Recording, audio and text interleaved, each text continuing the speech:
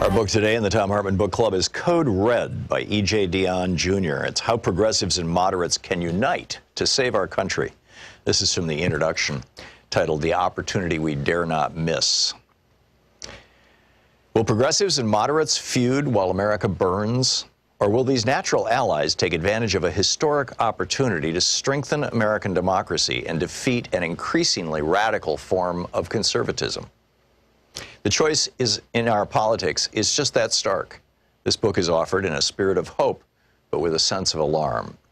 My hope is inspired by the broad and principled opposition that Donald Trump's presidency called forth. It is a movement that can and should be the driving force in our politics long after Trump is gone. His abuses of office, his divisiveness, his bigotry, his autocratic habits, and his utter lack of seriousness about the responsibilities of the presidency drew millions of previously disengaged citizens to the public square and the ballot box. The danger he represented inspired young Americans to participate in our public life at unprecedented levels. Tens of thousands of Americans, especially women, have gathered in libraries, diners, and church basements to share wisdom, to organize, and in many cases to run for office themselves. These newly engaged citizens have created an opportunity to build a broad alliance for practical and visionary government, as promising as anything since the Great Depression gave Franklin Roosevelt the chance to build the New Deal coalition. To seize this opening, progressives and moderates must realize that they are allies who have more in common than they sometimes wish to admit. They share a commitment to what public life can achieve and the hope that government can be decent again. They reject the appeals to racism that have been Trump's calling card and the divisiveness at the heart of his electoral strategy. Together, they long for a politics focused on freedom, fairness, and the future. This new politics would be rooted in the economic justice that has always been the left's driving goal, and in the problem-solving approach to government that moderates have long championed. It's true that these camps often battle over whether the nation should seek restoration or transformation in the years after Trump. In fact, our country needs both. To restore the democratic norms we have always valued, we must begin to heal the social and economic wounds that led to Trump's presidency in the first place. Yet there is resistance to common ground among progressives and moderates alike. They often mistrust each other's motives, battle fiercely over tactics, argue over how much change our country needs, and squabble over whether specific policy ideas go too far or not far enough. The moderate says, hey, progressive, you think that if you just lay out the boldest and most ambitious approach to any given problem, the people will rally to your side. Really? For one thing, people may like your objective, but think you're changing things way more than we have to.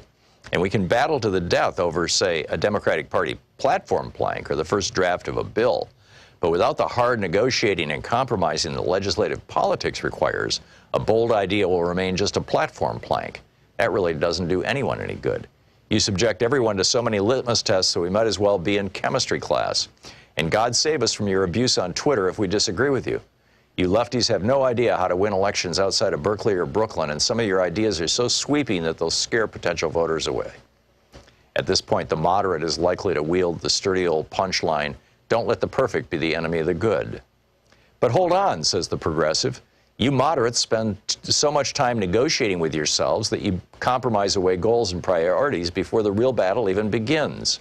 Your ideas get so soggy and complicated that they mobilize no one and mostly put people to sleep.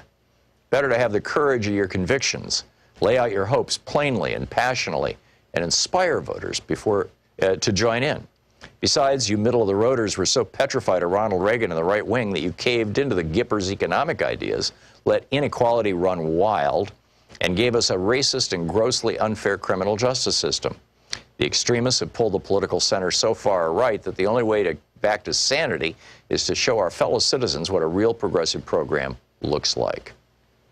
At the risk of sounding like a perhaps unwelcome counselor attempting to ease a family quarrel, I would plead with moderates and progressives to listen to each other carefully. If the events since 2016 do not teach moderates and progressives that they must find ways of working together, nothing will. If they fail to heed each other's advice and take each other's concerns seriously, they will surrender the political system to an increasingly undemocratic right with no interest in any of their shared goals, priorities, and commitments. Moderates are right about the complexity of getting things done in a democracy. Even when the boldest ideas have prevailed, they did so because complex coalitions were built. Important, and it should be said often legitimate, interests were accommodated, and some lesser goals were left by the wayside to be fought for another day.